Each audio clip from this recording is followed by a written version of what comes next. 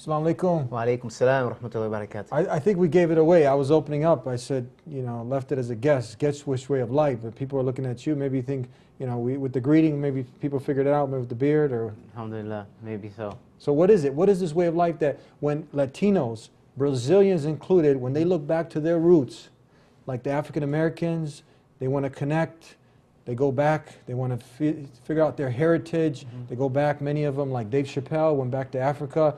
And Kunta Kinte, he's calling on God Almighty, Allah, and they figured out this is our roots, Islam. Yeah. Latinos, same thing here? Same thing. It's a beautiful thing. A lot of Latinos, what they're doing now is they're rediscovering the roots. They're reading about Islamic Spain, and even for myself, doing some research, you find that Muslims dominated Spain for 780 years, almost 8 centuries. And you look at your name, your name like Medina, last names like Medina, even Guadalupe like my last name, Alvarez, Benalcazar. You start asking yourself where these names come from, and a popular thing to do nowadays is kind of trace your lineage. A lot of people are doing that with those DNA tests and stuff, and people are discovering, a part of my heritage traces back to Spain, and it don't even make sense, right? Because the Spaniards, when they came to this part of the world, to colonize, they had Muslims with them. We seen Columbus. Columbus came with ships that were originally owned by Muslims, right?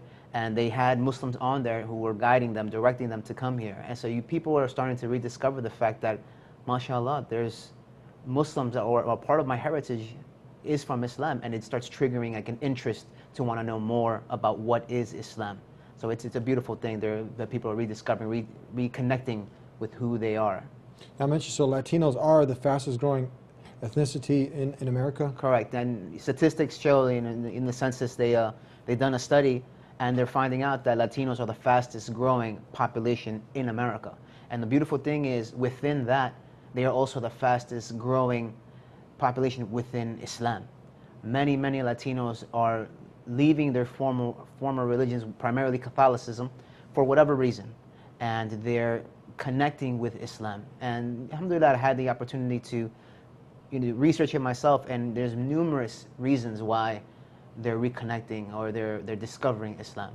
So it's definitely amongst the Latinos, Islam is the fastest growing religion. Yes. And you looked back into it, you discovered all these things. You also came from what background? My family is originally from Ecuador. Ecuador? Yes, South America. But they were of the Christian faith? Yeah, my parents were Catholic. Catholic. And they raised me as a Catholic. And alhamdulillah, they've after studying and started learning about Islam, they've also embraced Islam too. Yeah, we had your story some time ago, and so you went through this journey. Yeah. And do you feel the more you look into this, the more Islam is providing all those answers, those deep questions that people really seek out? What's the purpose of life? Why am I here in this world? Fills that void in the heart. Absolutely. I mean, as the majority of Latinos, they're raised Catholic, like we said, and they're taught the belief in God, their belief in God, that He's one, that He is the Creator, He is the Supreme Being. But then there's something else within that kind of throws a tangent, the belief in the Trinity and the saints. And how do you kind of correlate every single aspect of that religion and still make sense that it's monotheistic? And for myself, in many Latinos, it doesn't make sense. So when they're introduced to Islam and the fact that Islam actually teaches true monotheism, meaning worshiping God alone. There's no other associates, nothing else with Him, no other partners. They start telling themselves what I was taught originally as a child through Catholicism. This is the true implementation here. Another example is the Virgin Mary. She's depicted as a woman with a veil. When you look at any other religion in America, you rarely would see that, except in an Islamic practice with the Muslim women wearing hijab. And as a matter of fact, my grandmother would tell us that when she used to go to church in Ecuador, they were required to wear a veil. And so when she saw that my mother started wearing a veil, she started seeing that, wow, this is where they truly practice that which they taught. You know, there's so many other aspects, family values. Islam teaches and encourages family values. For example, when Allah mentions and worship Allah alone, and be kind and be kind to your parents, and don't ever raise your tone towards them, and show them mercy the way they showed you mercy as a child. The Quran mentions this, and families in Latino families are very, very close. I mean, your neighbor is taught to be your cousin. You basically treat them as your cousin. You bring them into your, and so when they see that the family values, especially in this time where society is trying to remove family values. I mean, it's very rare where families now meet at a table to eat. In Islam, it encourages that love and that respect and that admiration for each other in the family. So when Latinos see that that's part of Islam, they're drawn to that. I mean, there's so many other things, language. I mean, there's so many things that you can talk about that, the reason why Latinos are starting to discover Islam as the true way of life, you know? And another example with language. It's said, that statistically, it's said that about 4,000 words originate from Arabic. In Spanish, words originate from Arabic. For example, like al-ghudon, al-cotton in Arabic. For example, al-jabr, algebra, al-hibra. You know, there's so many things. Like even when I discovered like where my name came from, Guadalupe, a part of it is Wadi, valley, and lupe, which is a Latin word for wolf. It blew my mind. I was like, wow, this is who we are. And many people are doing that, and it's just an amazing feeling when you find that connection, you know. So really, it's just going back to the original way. Original way. That's it. The pure, organic, original way. When you go back and you look back to your history, the Latinos look back. It links back to Islam. Absolutely, absolutely. I mean, and it makes sense. You know, as we mentioned, Muslims were in Spain for so long. They left their influence. If you ever vacation in Spain, you see masajid that are now have been changed to churches because of the change in the government, but they're still there. Their influences are there. Arabic writing is all over the wall. So when they're rediscovering that, they're asking themselves the question: okay, well, where else? What else is there? If maybe my ancestors, my great grandfathers were Muslim, then what is it about Islam that, you know, that the reason why they practice it? Why is it that they did that? So I want to ask myself, and many people are doing that, and they're coming into Islam. We got a lot more to talk about. This is an awakening of the mind and the soul, so we can really be upon the truth, and we can really get that peace that we're all looking for when we get the purpose in life, why we're here, and we're discussing the fastest growing ethnicity, Latinos, and the way of life that they're drawn to because it's in their roots, it's in their history. We'll be right back with more here in The Dean Show. Don't go anywhere. Please subscribe to The Dean Show. Follow us on our official Facebook and Twitter pages in the links below. Please also help support The Dean Show by making a donation in the link below. Back here on The Dean Show, and we're talking about the Latino roots. Now I say Brazilians included. They're included in this bunch, right? Yes. Because they're one of my favorite groups also. You know, you also train the Gracie Brazilian Jiu-Jitsu. Yes. And we have a lot of really nice people. They're also Latinos, the Brazilians. And there was actually an interesting picture. Health Gracie, you've heard of him? Yes. People are seeing it right now. He's actually in a thobe, and he's in front of a masjid, and it says he's seeking the blessings of God. Yeah, and I've gotten a chance to talk with him. He's a fabulous individual. And some people's faces, you know, it just lights up. It's like the fitra inside that God has placed in all of us, Right. that spiritual chip. And when God's name is mentioned, you talk about the pure natural way, because Islam is it just makes sense. Worship the Creator, not the creation. You're not worshiping any of these saints, dead people in the ground, doing these strange superstitions, weird stuff that push people away from religion. Right. Correct? Absolutely. So they get drawn into this. Do you also have this experience? Absolutely, and this is one of the reasons. It's a big reason why Latinos are embracing Islam. You know, it's that direct connection. There's no in between. There's no intermediary. You know, there's no asking other people for help, and you know, for example, confession and stuff like that. So many Latinos, when they discover the fact that it's just you and God, and you can ask Him for whatever help you need, you know, you can ask Him for forgiveness, and it's just direct. Your forehead on the ground, and that's it. That's what people are looking for. Latinos are a big part of that, because they have that sense of faith. They have that sense of faith from their upbringing, and the fact that they discover that there isn't any need for hierarchy. You don't need to be a scholar or a leader of a masjid or of a mosque to have that direct connection. It just be me and you, the normal guy, having that direct connection, that deep rooted connection. It's a satisfaction to the soul for sure. That definitely connects. Now, did you also, some people have an infinity now, a deep love for Jesus, peace be upon him. And they don't know that it's a pillar of faith to believe in Jesus. But now, can you distinguish, because people they grow up in the Latin countries believing that he was God, literal Son of God. Right. What do you say about this? When I'm talking to Latinos and we're speaking about Islam, you know, letting them know about Islam, and we bring up the topic of Jesus because they ask, what is your relationship with Jesus? How does Islam view Jesus?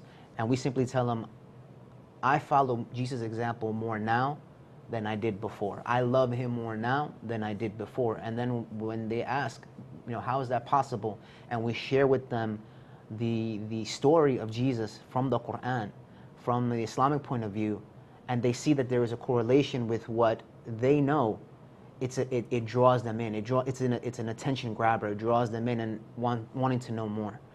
And especially when we explain to them the fact that we believe that Jesus was a messenger and prophet, and we clarify from our point of view the understanding of this concept of the Trinity. As Muslims, we don't believe in that because we don't associate Jesus as part of God or one of three. We believe him as a man who came with this message, just like all the other prophets and messengers. And for the mind, it's simpler to grab. It's just an easier concept to understand. And they begin to, because they already have that love for him, they realize Muslims also have that love, and they actually play the part, you know, and so they begin to draw more into that aspect and learn more about Islam. There was a famous football player, soccer player, that just accepted Islam, and he gave his 13 reasons of why he became Muslim, and he said Islam actually guided me. Well, he actually, what he said exactly, what was it that Jesus led me to Islam. That's what it was. Jesus led me to Islam. So then he gives examples when Muslims see each other, they greet each other, how Jesus greeted, with peace be unto you. Right. The example you gave of his mother, Blessed Mother, wearing the veil. Yeah. And more so the worship of only God alone. That's also in the Bible. But then someone says, why don't I just follow the Bible and just leave off the things that I don't like from there and stick where I'm at? Right. When it comes to the way I tell people, and I had this conversation actually with a coworker the other day, is there's no doubt that even Christian scholars will say that the Bible historically is not a proven fact. It hasn't been preserved just the way the Quran was. Had many authors, and sometimes you don't even know who the author's name was. So for someone, an individual, to take that book and say this is an authentic book, it's very difficult to. And no Christian scholar will admit to that fact. They say it's just divine inspiration, divine words. It's something for the soul. But we don't want just something to have that's based on faith. We want something that's concrete too, that's based on facts. And with Islam, you get best of both worlds. It's a matter of having faith, but you also have the factual point that gives you that surety that this is a religion from God and it has been preserved. And a big example is the story of Jesus, the story of Mary, Moses, and all these historical figures that you find in Latino religions, whatever faith they follow, they find that, and they begin to ask themselves, well, let me look into Islam. And alhamdulillah, many are accepting Islam. It's the updated version now. Updated. It's just the continuation. It's, as some people say, it's the last chapter, right? It's the last end of it, and it's a clarification for those questions that many people have. Yeah. The common person will ask themselves, you know, well, what about the Trinity? How do you explain that? And if you're left just with someone telling you, well, you just have to believe, for me, it's hard. Like I can't just believe if. And I used to tell myself, if this is God's divine word, His religion, the religion everybody's supposed to follow, the universal religion, then why is it so difficult to understand? Why isn't it just clear cut? When you look at Islam, alhamdulillah, it's, you know, 1 + 1 is 2, 2 + 2 is 4. It's clear. It's the way it is, and many people who give themselves the time, who open their minds and hearts to it, they will understand that fact. It's the way of life that has no more updates to it. It's No been, more. you know, you get the seal. phone, the iPad, it keeps updating, Right. and if you want to go back to a prior version, you can't even use it anymore. Right. But Islam, there's Islam no is more the update. seal. It's the seal. It's the seal. It's That's it. It's it. But and it's a beautiful thing. And you know, one great thing is for many Latinos is that there's a balance. You know, Allah mentions in the Quran that verily we have made this nation a balanced nation. So there's no need for you to be a specific title, have a specific title, like for example, a priest or a nun, to have a level of religiosity. You know, you don't have to go to extremes and abandon the world to be very religious. No, Islam, it teaches us balance.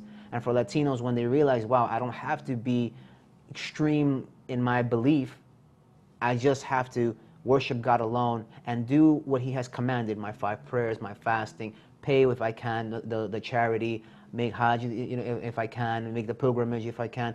And then that is enough for people. And they begin to realize that because of that balance, they want to embrace that. That's a true way of being able to connect with Allah. And I'm sure you're starting to have an infinity to this. It makes sense. Absolutely. It makes sense. It's common sense. Worship the Creator, not the creation. Deep love for Jesus, but He was a mighty messenger. And never ever did He say in any version of the Bible, worship Him or take Him as a literal Son of God. He was a servant of God, calling people to worship God. That's it. We got some more to talk about with you on The Dean Show. You're not going anywhere, are you? I'm not going We'll be anywhere. right back, inshallah. Don't go anywhere. Please subscribe to The Dean Show. Follow us on our official Facebook and Twitter pages in the links below. Please also help support The Dean Show by making a donation in the link below. Back here on The Dean Show. Now, we originally started talking about the roots.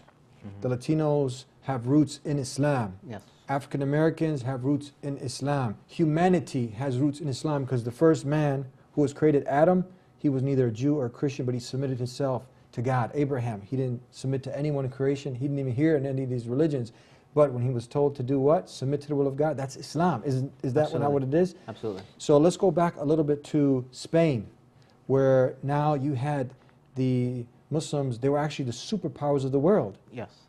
And can you take because most people, it's a very amazing topic, and, Right. and many people don't know about, you know, the comfort that Jews and Christians and humanity was really, you know, at a different level at that time. Right. You know, it's historically, and we know as Muslims that after the death of the Prophet, peace be upon him, many of his companions took it upon themselves to start propagating the message of Islam, and they took it to all the 4 corners of the earth. And not too long after his death, about 70, 80 years, Muslims took it to Spain. And it was led by a man named Tariq ibn Ziyad. And he took Islam to Spain, and with the purpose, of course, of spreading Islam. And we know Islam, we said Islam is peace. Islam is surrendering to Allah. And when you see the impact that Islam had in Spain, 780 years of governance, and the amount of contribution that Muslims made to that society. I mean, medicine, agriculture, irrigation, engineering. I mean, you have everything that came from that education, universities, during that period when other ethnicity or other religions were in the dark ages. I mean, you had this society flourishing, and the people who were within that society also benefited. Jews and Christians that were living within that society, they benefited from that as well. And they lived amongst the Muslims for almost 800 years in peace, benefiting from those riches that Allah had provided them because of the faith that they were establishing there. And even after the caliphate or the taifas, they fell for whatever reason, you know, the Christians, they came and they took that over. Still, you'll find that Ferdinand and Isabella, when they sent Christopher Columbus to the Americas, they sent them with Muslim ships, ships that were owned by Muslims, Muslim navigators using Muslim tools, Islamic tools, Muslim tools that were for navigating. And when they came here with Muslims. So what happens if Muslims also were here with Columbus and whoever else was here, obviously they begin establishing their culture and their customs, etc. So Islam has, dipped its hand in everything, alhamdulillah, by Allah's will. And that's one of the beautiful things. And many people don't know that. Many people don't realize how impactful Islam was for 800 years and the level of peace that it brought to anybody, whether you were a Jew, Christian, even non-religious, you didn't have any denomination, and Muslim. So it's an amazing thing. And when people realize that, they can see true Islam at its essence. You have some Latinos families, because it's spreading so quickly, Yep. they end up seeing their daughter who was out there being promiscuous. She was at the nightclubs. She was doing all sorts of things, maybe the son also. And you know what? They really didn't raise havoc. But now she came home and she don't want to live that life anymore. Right. She don't want to be used and abused by men. She don't want to be a sex object, sex toy. And now she's covered her modesty. They see this as something strange. They see her bowing down her head 5 times a day.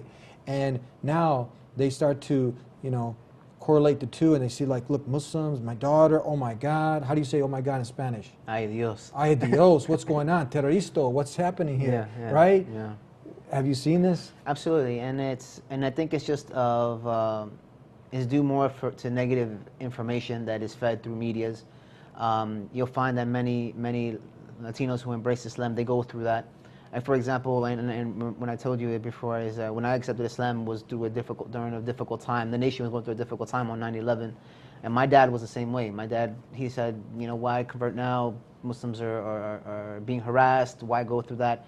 And many women who embrace Islam and are leaving those old lifestyles of fun and games and amusements and drinking and partying, all that stuff, to a life full of peace, and the fact is that they embrace it fully, covering themselves. The parents, they tend to not understand it, and more so it's just a lack of education. And I think it's a great opportunity for us to share with them and teach them about Islam. Yeah. But no doubt that you find that there, but it is what it is, and I think it's just a great opportunity for us. So a good example to a true story is where this actually is happening, and in one case particular, the daughter starts wearing the modest dress. Right. Her character starts getting better. She's not coming home late at night anymore, and she's developing herself to be just a better human being, because Right. that's obviously what Islam teaches.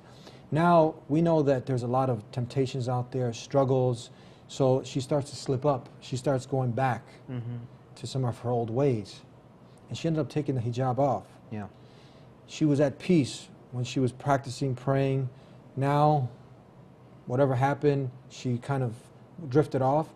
The parents now are actually, they're not Muslim, but they're begging her to go back Right. to where she was. Right. And she kind of stuck in between two worlds now, the lifestyle that's calling, but she's miserable now, Yeah. right? She's very unhappy, and obviously because, when you leave the medication for the soul, when you disconnect your heart from its maker, You become sick again. you get become sick again. Yeah. Yeah, but my point here was the family now in the beginning, how do you say that again? Oh my God? Adios. Adios. Yeah. or they're like, oh my God. But now they've They want seen her. it in action, Islam in action the right way. Yeah. They want her back where she was in Islam. And it's interesting that you say that. It's because in the beginning, when they reject her wanting to be a good, righteous Muslim, is because of those things that are unknown. But then when they see her falling back into into the wrong path, Latinos in general, they know what's right and what's wrong. Even just it's a general rule in humanity. We know what's right and what's wrong. Lying is wrong. Stealing is wrong. We know that from just our own natural disposition that it is wrong. And Latinos, the hard part is they don't want them to leave their cultural, upbringing. I don't want you to be Muslim because then you're going to break the family ties. But in reality, actually, Islam closes them. And it's just a matter of they think that they're not going to be able to be part of that social spectrum again. A big issue, they don't want to partake in that fun or anything like that. And it's amazing how a family member or family members, when they do see them slipping, they like put them back on check to get back on the right path. And again, I think the most important thing in this opportunity for the sister and for the family is to have other Muslims, Latino Muslims, share with them about Islam, teach them about Islam, so that a situation like this doesn't happen. You've seen families kick their kids out because they embrace Islam. But it's an opportunity for us to open those doors of communication, educate people about what Islam is, and hopefully make sure that things like that don't happen. Your organization, before we cut out, tell the world a little bit about what you do and your organization, how they can get a hold of you if they want you to come out and speak at an event for Latinos. Well, we started a small nonprofit organization. It's called Hablamos Islam, and we've been doing this for quite some time, focusing on increasing the resources about Islam in Spanish. So everything we do is strictly in Spanish, from translating articles, providing articles, videos, classes like we're doing here at a local masjid, and even offering books for children. One of our biggest projects is creating resources for children, Latino children. And as a matter of fact, during Ramadan, we had a great campaign raising some funds through donations. We were able to send children's books to about 10 countries, 10 Latino countries, so that they can have those books for their Eid. So this is one of the things that we're doing, the small little task that we've embarked on. And if they want to know more about it, they can visit our website at www.hablamosislam.com or hablamosislamninos.com. And they can email us at hablamosislam@gmail.com if they want to know more about it and if they want to help. We're open for suggestions and comments, and we're trying to do the best we can. Thank you very much. How do you say peace be with you in Spanish? Que la paz esté con usted. So that's what Assalamu alaikum That's it. means. Wa alaikum salam. That's it. That's it. And we're people of peace, calling people to peace. Thank you very much. Assalamu alaikum. Wa alaikum salam. And there you have it, the roots that we want to go back to, the original roots. We talked about African Americans going back to Africa, their roots, Kunta Kinte, he called on the Creator, Allah.